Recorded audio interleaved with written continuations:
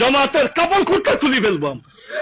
এত বেশি লিখতে হবে, এত বেশি বলতে হবে যে তাদের এই সাইক্লোন যেন আমরা উল্টাই দেই।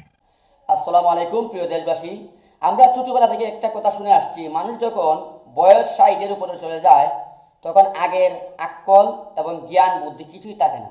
মানুষের কথা বললে 80% কথাই কিন্তু ছুটে যায়। এই জন্য শুনেন আমাদের একজন আকাবাইন, একজন মুরব্বী কি বলেছে শুনেন আপনার বিস্তারিত। এই 5 বছরে জামাতের কাপড় খুঁড়তে খুলি ফেলবো। এদের সব নাজাসত দুনিয়ার মানুষের সামনে আমরা সব বাতিলের হোলসেলার হইল আপনার জামাত শিবিররা। যত বদতমিজি দুনিয়াতে আছে আর যত বাতিল আছে, এই সারা বাতিলকে একসাথে করে খালোয়া বানানি হয়েছে, তার নাম হইল জামাত শিবির। এত বেশি লিখতে হবে, এত বেশি বলতে হবে যে তাদের এই সাইক্লোন যেন আমরা উল্টাই দেই। এই সিদ্ধান্ত সবাই নিতে হবে। এই 5 বছরে জামাতের কাপড় খুঁড়তে খুলি ফেলবো। আমরা দেশকে এই আপনার করোনা থেকে বাঁচাইছি, এখন সব সময় সব জায়গায় জামাতকে খোলাখুলি বলতে হবে। মুসলমানদের ভিতরে ইহুদিয়ন নসল হইল আপনার জামাত। এদের থেকে এই দেশ বাঁচাইতে হবে। দেশের স্বাধীনতা এদের কাছে, আপনার দেশের স্বাধীনতাও এদের কাছে আপনার নিরাপদ নয়। দেশের কোন নাউজুবিল্লাহ মিন জালি। আপনারা শুনলেন তো, মুরব্বী আলেম যাকে বর্তমানে কৌমির রাহাবার বললে চলে, জমিয়তের নেতা, উনি সর্বপ্রথম যে কথাটা প্রত্যেকটা মুসলমানদের অন্তরের মধ্যে লিখেছেন, বলেছেন যে জামাত শিবিরদের কাফর আমরা 5 বছর ভিতরে খুলে ফেলবো। 5 বছরে জামাত শিবিরদের কাফর খুলে ফেলবো।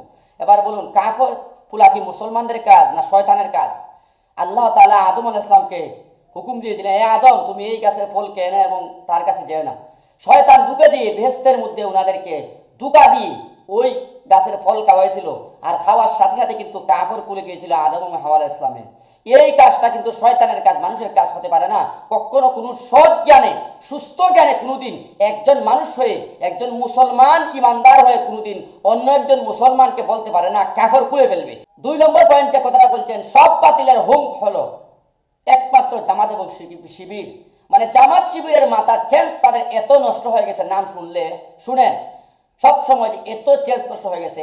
লা মুজাফিরা ইসলামের বিরুদ্ধে বলুক কোনো অসুবিধা নাই, কাদিয়ানীরা ইসলামের বিরুদ্ধে বলুক কোনো অসুবিধা নাই, হিজবুত তাওহীদ ইসলামের বিরুদ্ধে বলুক কোনো অসুবিধা নাই, আহলে হাদিস ইসলামের বিরুদ্ধে বলুক কোনো অসুবিধা নাই, হরকাতুল জিহাদ ইসলামের বিরুদ্ধে বলুক অথবা পক্ষে বলুক কোনো অসুবিধা নাই।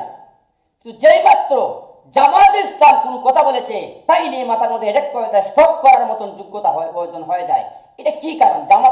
জামাতের নাম শুনলেই যাদের মাথা মস্ক গরম হয়ে যায়, এটার কারণটা কি? রহস্যটা কি? কোন জিনিস তাদেরকে দুগা দিছে যে জামাত নাম শুনলেই তাদের মাথার মস্ক নষ্ট হয়ে যায়? এই জন্য এই নফসটা মানুষের হতে পারে না যে একটা নাম শুনলেই তাদের ভিতরে আগুন লেগে যায়। 3 নম্বরে উনি যে পয়েন্টটা বলেছেন যে জামাত শিবির যে বাতিল, বেশি বেশি লিখতে হবে, বেশি বেশি বলতে হবে, সব বাতিলের কোশিশ হলো জামাত শিবির, এটা প্রকাশ করতে হবে। কিন্তু আপনারা এত বেশি লেখেন না। আপনারা তো হিজবুত তাওহীদের বিষয়ে এত বেশি লেখেন না, কাদিয়ানীরা নবী দাবি করে তা তো লেখেন না, আহলে হাদিসরা বিভিন্ন প্রচার করতেছে তার বিরুদ্ধে কতটুকু আপনারা লেখছেন, আর জামাতের বিরুদ্ধে আপনারা এতটুকু লেখালেখি করতেন, এতটুকু আপনাদের শত্রু হয়ে গেল। জামাত কি কোনদিন নবী দাবি করছে? কাদিয়ানীরা তো নবী দাবি করে। জামাত কি কোনোদিন আল্লাহর বিধানকে অস্বীকার করছে? তা তো করে নাই। জামাত কি কোনোদিন আল্লাহ রাসূল সাল্লাল্লাহু আলাইহি ওয়াসাল্লামকে কোনোদিন কোনো ক্ষেত্রে ছোটো মনে করছে? তা তো কোনোদিন মানে নাই।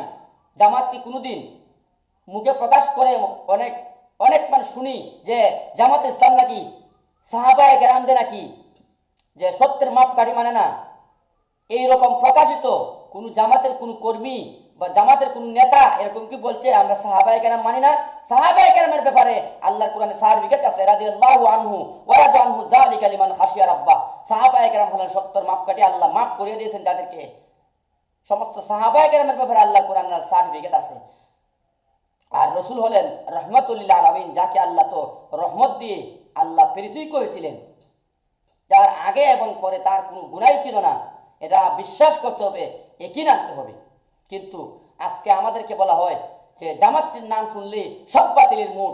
আপনারা দেখেন না কে সব বাতিলের মূল।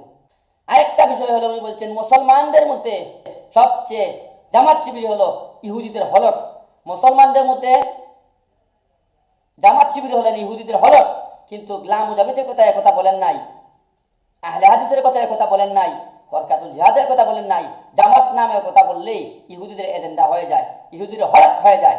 কিন্তু এই যে আজকে আপনারা যাদের সঙ্গে জুট বেঁধেছেন, যাদের সঙ্গে জুট করেছে, দেখেন আজকে বিএনপি এমপি মন্ত্রী একই মামলায় তারা জামিন পায়, কিন্তু জমিয়তের এক ভাই তার মৃত্যুদণ্ড হয়।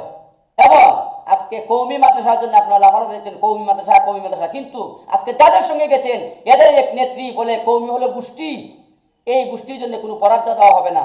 মানে আপনাদেরকে গোষ্ঠী বলে তারা নিয়েছিল, এখন গোষ্ঠীর যুদ্ধ শেষ, এখন আর গোষ্ঠী দরকার নাই, গোষ্ঠীকে চুরিয়ে ফেলবো, গোষ্ঠীর জন্য কোনো বরাদ্দ হবে না। বরঞ্চ জামাতের নারী এমপি, জামাতের জুডেরই এমপিগণ বলছে কওমির জন্য বাজেট দেও, কওমি মাদ্রাসার জন্য বাজেট দেও। তোমাদের লোক তো বলে নাই, 11 দিলে জুডের লোক তো জামাতের সমর্থনে তারাই বলেছে কওমি মাদ্রাসার জন্য বাজেট দেও, কিন্তু আপনাদের কোনো এমপি তো বলে নাই। সুতরাং আমি বলবো আপনার এই সমস্ত বক্তব্য দিয়ে মানুষদেরকে আর কত ধোঁকা দিবা, এই সমস্ত বক্তব্য দিয়ে মানুষদেরকে আর কত দিবা। মানুষ অত ধোঁকাবাজ না। বাংলার মানুষ নিজস্ব ক্ষমতা, নিজস্ব দক্ষতায় মানুষেরা চিন্তা ফিকির করে রসুলের আদর্শ গ্রহণ করে, কার কথায় মানুষদেরকে কাপড় কুলাবেন না। এই সমস্ত শয়তানি কাজ কোনো মানুষের কাজ নয়। তাই আমরা যেন ওই